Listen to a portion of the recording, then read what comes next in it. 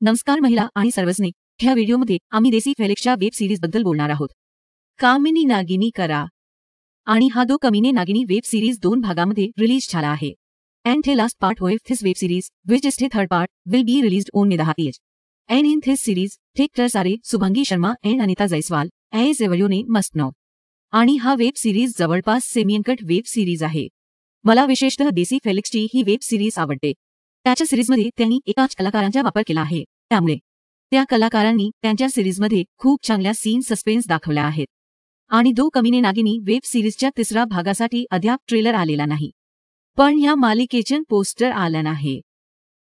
And you can watch part 3 on May 10th. And in my opinion, part 1 and part 2 very really good.